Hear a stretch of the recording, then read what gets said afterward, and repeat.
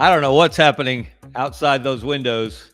Sunspots, gamma rays, the radiation belt, as Eli Drinkwitz mentioned during his opening address, his attempt to be Shane Gillis on the last day of SEC Media Days.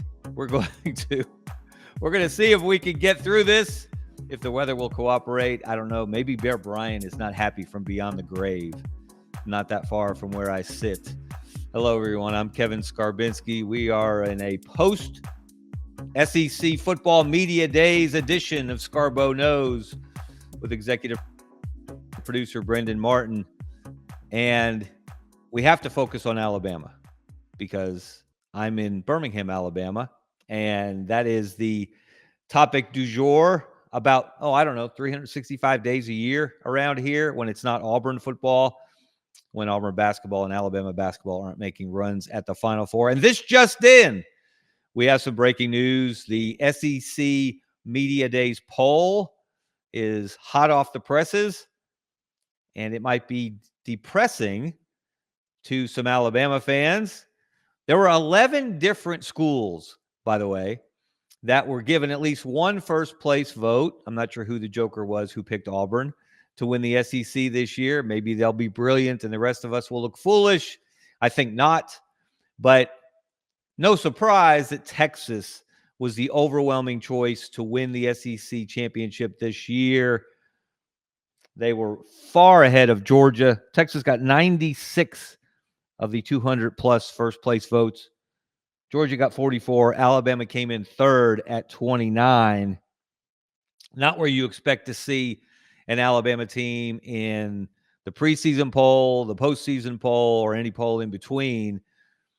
Kalen DeBoer did get Alabama to number one in the country last year. They did beat Georgia, and they did beat Auburn, which wasn't a tall order at the end of last season. But the real question is, or the question was at SEC Media Days on Wednesday when Kalen DeBoer made his appearance in the main media room on the football field at the College Football Hall of Fame, was,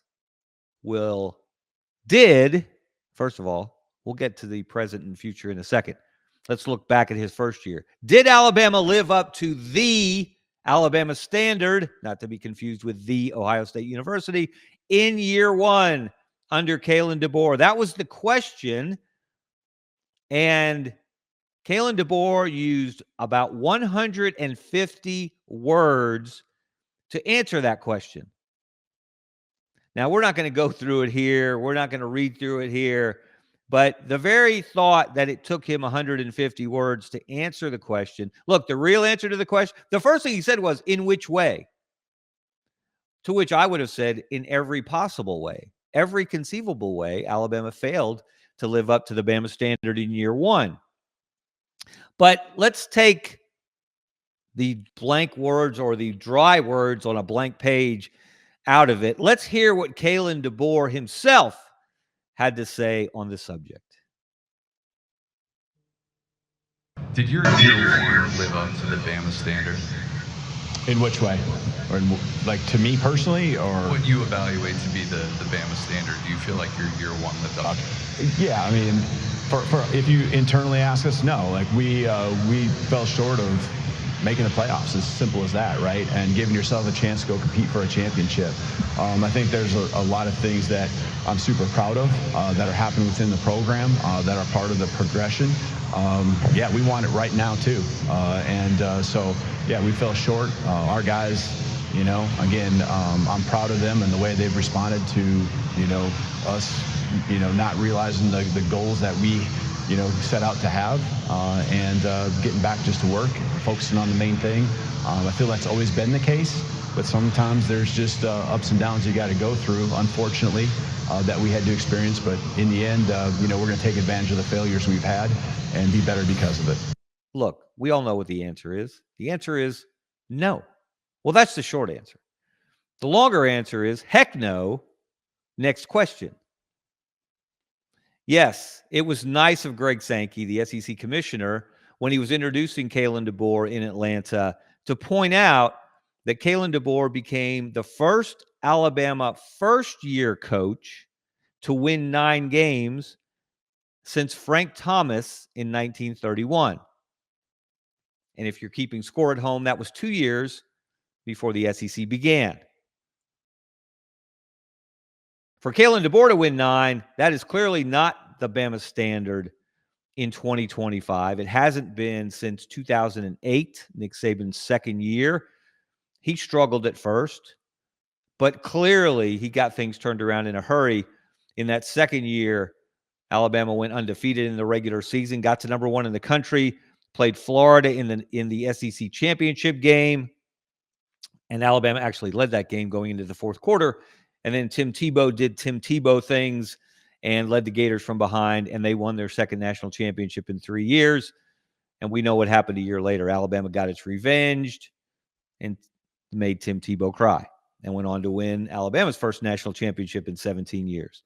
So the standard has been very, very high in Tuscaloosa ever since. And no, going 9-4, not making the college football playoff, that does not live up to the Bama Standard. Let's look at some of the highlights, or maybe lowlights, if you will, from Kalen DeBoer's first season in Tuscaloosa. As I mentioned, 9-4 was the record. That was the first 4-loss season for the Crimson Tide since 2007. That was Nick Saban's first year on campus. Alabama suffered its first loss to Vanderbilt since 1984. Ray Perkins was the coach of the Crimson Tide at that time in his second year. And of Alabama's 4 losses in their 9-4 season, 3 of them came against unranked opponents. And here is one of the most amazing stats of the Nick Saban era. From 2008, Saban's second year, through his final season in 2023, Alabama suffered a grand total of 1 losses to unranked opponents. It came against Texas A&M in 2021. Think about that. In 16 years, Alabama lost once to an unranked opponent. In his entire Alabama career, if you include his first year, Alabama actually lost 3 times to unranked opponents in Nick Saban's first year. So DeBoer is on par with Saban there. But over Saban's 17 years, 123-4 against unranked opponents. And Nick Saban didn't inherit the program from Nick Saban. He inherited the program from Mike Shula, whose standard was much lower, or whose performance was much lower. His standard was the same. He didn't live up to it at all, and his performance was well below it. So Kalen DeBoer, following Nick Saban and going 9-4 with a returning quarterback in Jalen Milroe, a superstar freshman who, in case you weren't aware, I don't think anyone brought this up at the time, was 17 years old, Ryan Williams. And they did some pretty amazing things, especially early in the season. Go back to that Georgia game. That's living up to the Bama Standard. That's living up to the Nick Saban standard by beating Georgia, as is beating Auburn. Alabama's now won 5 straight Iron Bowls. But losing 4 games, losing to Vanderbilt 40-35, when your defense could not get off the field, that's not the Bama Standard. Losing to Oklahoma when your offense couldn't find the end zone and falling 24-3, that's not living up to the Bama Standard. And then losing to a Michigan team in a bowl game that was unranked as well, was missing any number of its regulars and putting on an absolutely putrid offensive performance, that's not the Bama Standard either. So the real question is, look, you get a pass in year 1. As I said, there's something different about Alabama. It is a fishbowl unlike any other. And I don't care where you've coached before. Unless you've played there, you have an idea. But if you're coming in from the outside, like Nick Saban did in 2007, like Kalen DeBoer did a year ago, you hear about it. People can tell you about it. They can paint you a picture. You can read stories. But until you experience it, you don't understand it. And you don't truly become the Alabama football coach until you lose a football game. And that happened the week after Georgia a year ago, when Alabama moved to number 1 in the country and everybody was riding high. And then they went to Nashville, and Diego Pavia put a stop to that. So the real question isn't whether he lived up to the standard in year 1. It's whether he will live up to the standard in year 2. Because there is a long track record of Alabama coaches figuring it out to some degree. Even the Mike Duboses, even the Mike Shulas, getting a sense of what that job requires, what it's all about. Maybe not feeling comfortable the second time around, but not being as overwhelmed in their second season and showing improvement. The last 6 Alabama football coaches, from Bill Curry through Nick Saban, all won at least 2 more games in their second season than they won in their first season. Saban, of course, tops the list. He won 5 games more in 2008 than he did in 2007. They went from 7-6 to a 12-0 regular season.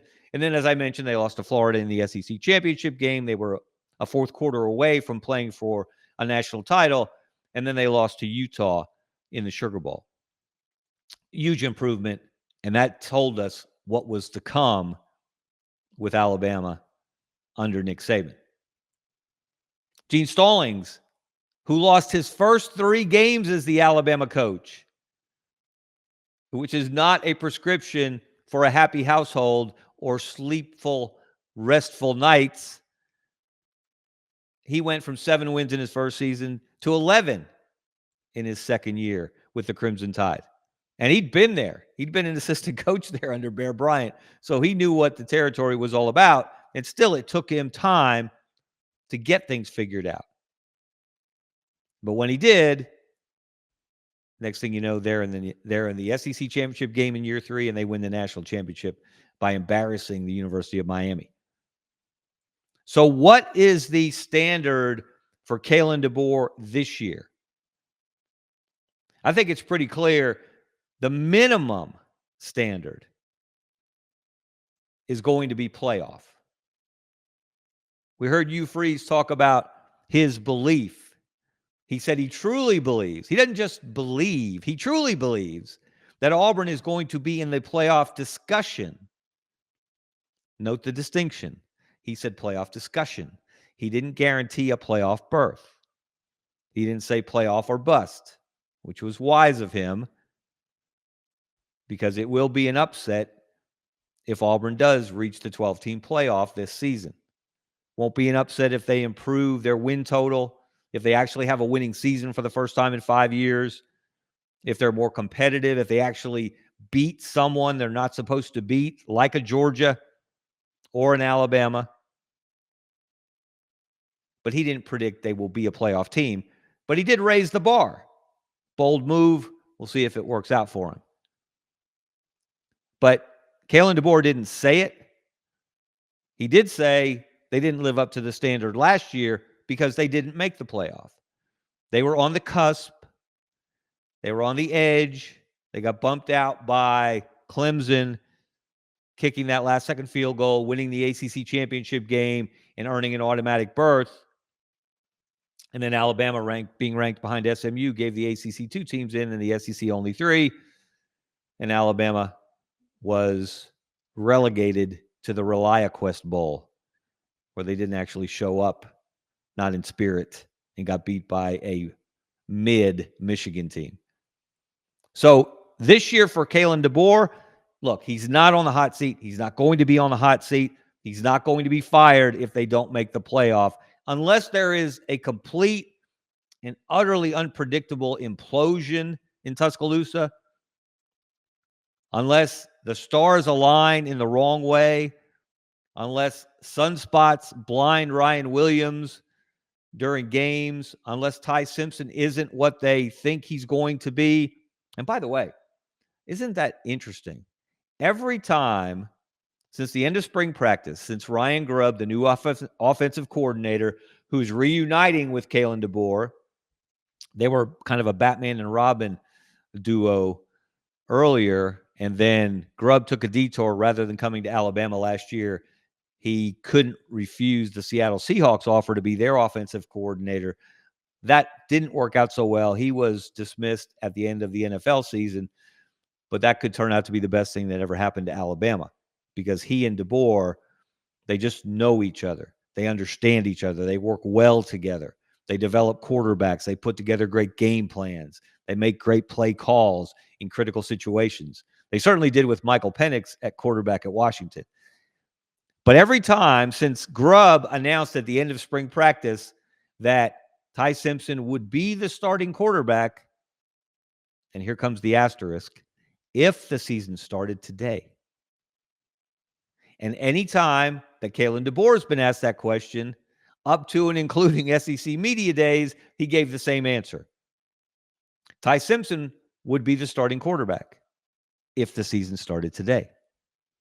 The season doesn't start for another month.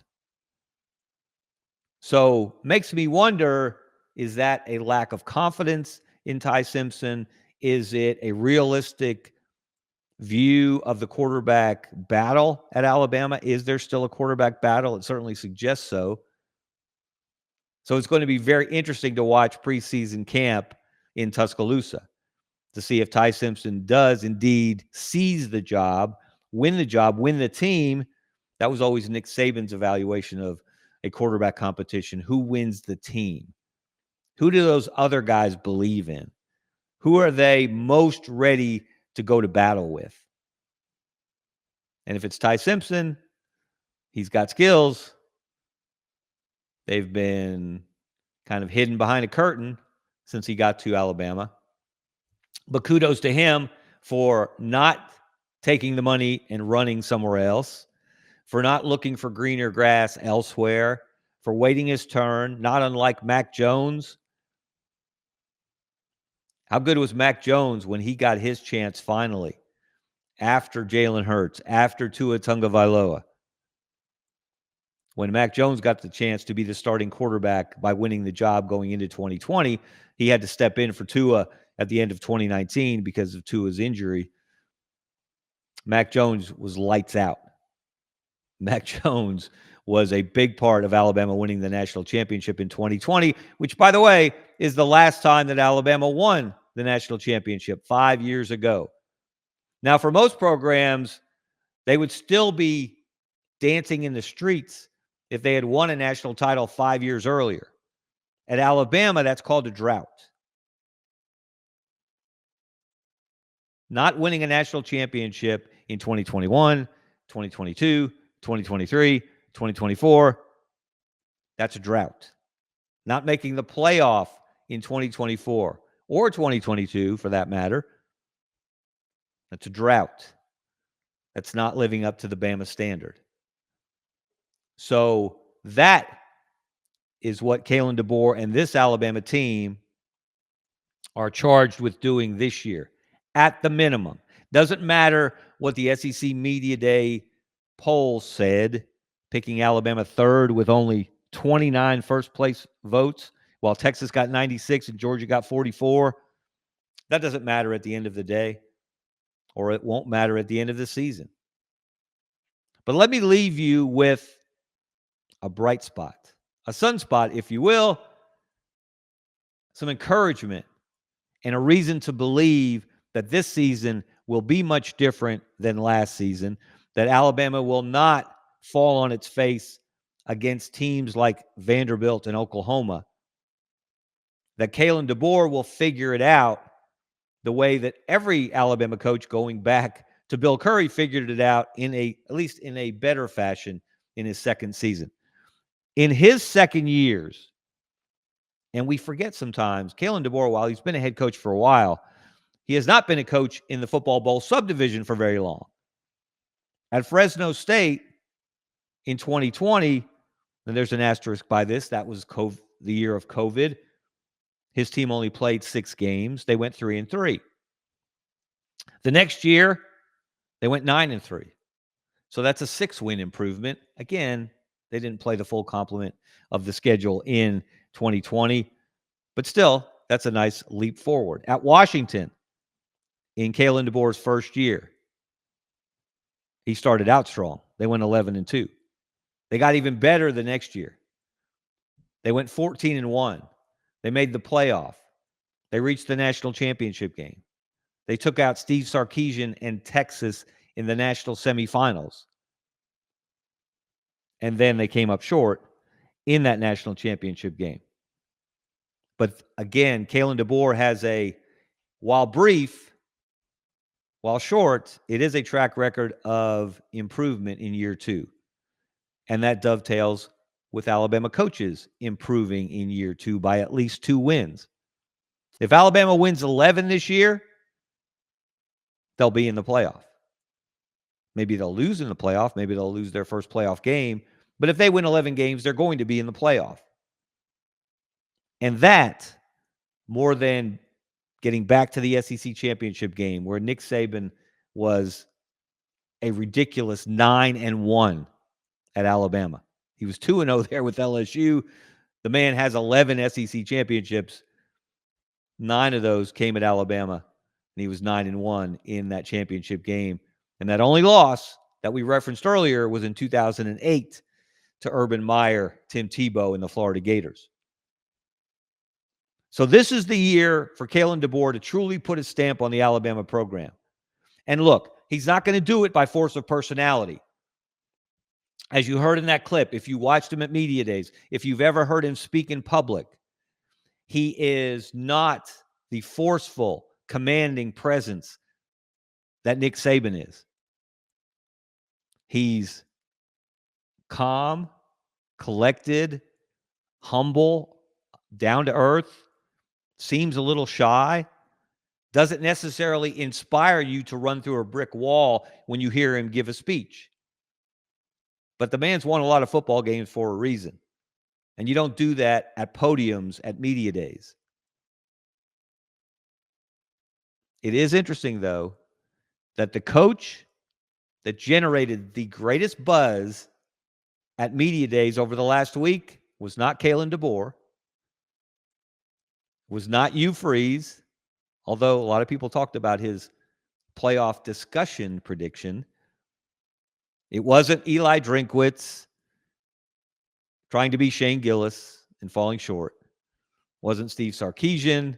It wasn't Mike Elko. It wasn't Billy Napier, again, who will not ever rank in the top 10 of dynamic speakers among college football coaches.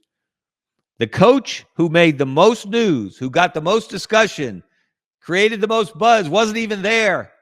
He's not even coaching in the league anymore. It was one Nicholas Saban. When Greg McElroy, former Alabama quarterback, the first Alabama quarterback under Nick Saban to preside over a national championship team, suggested, based on someone he had talked to, that Nick Saban is not done coaching. And then, of course, every coach that paraded to the podium for the first couple of days had to answer a question, what they thought. Lane Kiffin said, yeah, he's not done. Kirby Smart said, please. That's not even his decision. That's his wife, Miss Terry's decision. And if you're going to turn to a former Nick Saban assistant for insight into the boss, you're going to listen much more quickly to Kirby Smart than you will Lane Kiffin.